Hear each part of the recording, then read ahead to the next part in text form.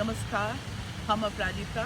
North America के सबसे पैघ विष्णु टेम्पल जिनका कि बालाजी साउथ में कहल जाइ छै, आइ आयल छी। ई भव्य परिसर ब्रिज वाटर एक शहर छै न्यू जर्सी में ओतऽ अछि। ई एकादशी हरिशयनी एकादशी के अर्थ अछि कि भगवान विष्णु चतुर्मास 4 महीना के लेल योग निंद्रा में जा रहल छथि। क्षीर सागर में शीशनाग ओकर सैया पर लक्ष्मी जी के संग ओ विश्राम करता।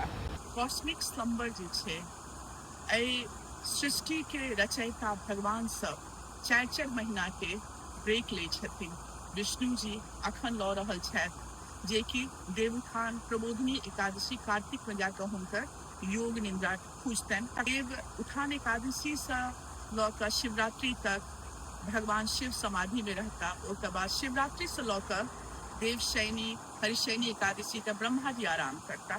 कि एकादशी व्रत अगर अपने करै छी या केने छी तो इहो कहल जाइ छै मिथिला में जखन प्राण किनको नहीं छूटै छनि आर कोनो बूढ़ पुराण सुनने हेबै, एकादशी जँ केने छथिन कियो से अगर आबि कऽ पानि तुलसी के संग देथिन तऽ ओहिसँ प्राण निकलऽ में आसानी होइ छै। एतेक महत्व एकादशी व्रत के अछि।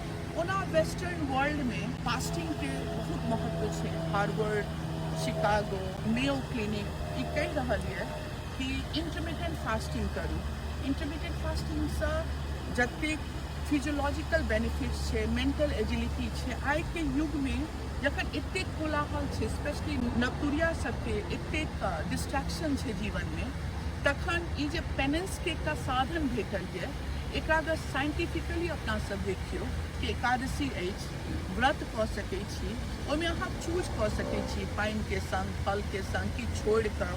लेकिन ओकर महत्व ई छै कि इंटरनली जहाँ स्पिरिचुअल होइ छियै, जहाँ सबटा नॉइज के कट के लिए और ओ अहाँ एकाग्रचित भऽ कऽ जँ 24 घंटा के व्रत अहाँ केलहुँ हैं तो ओहिसँ अहाँके फोकस अहाँ रीगेन करै छी, अहाँ अपना के ट्रैक पर रखि सकै छी। अपन सबके सबटा पर्व त्योहार, ओना तऽ सनातन धर्मे के सब पर्व त्योहार के साइंटिफिक एक्सप्लेनेशन छै, मुदा मिथिला के तक सब पर्व त्योहार के पाछू साइंस छै। देवशयनी एकादशी विष्णु जी के क्या आवश्यकता पड़लनि कि ओ कनिक अहाँके योग निंद्रा में जेथिन। हुनको आवश्यकता छनि कि ओ क्लॉक के कनिक रोकि कऽ हुनका लेल 1 सेकेंड के पॉज अपना सबके ह्यूमन क्लॉक में 4 महीना छै। 4 महीना इहो भ्रांति हम कतौ कतौ सुनलियै कि ई बियाह दान के लेल या शुभ कार्य करऽ के लेल ई उपयुक्त समय नहीं छै।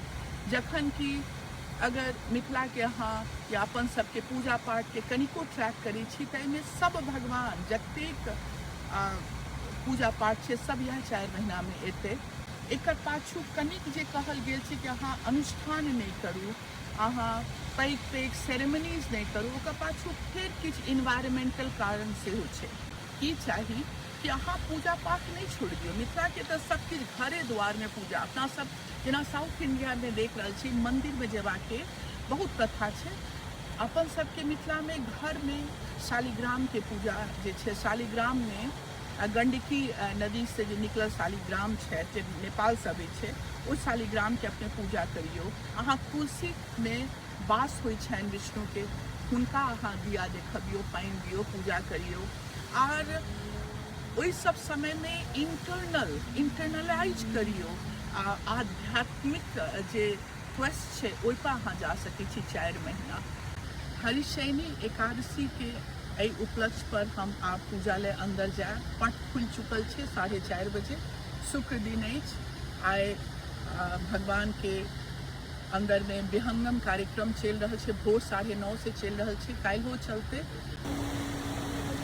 में भाग लेलहुँ देवशयनी एकादशी के पूजा बालाजी टेम्पल में चल रहा है। अखनो धरि कार्यक्रम भिन्न भिन्न कार्यक्रम सब चल रहा है। रात के 9 बजे तक चलैत रहत।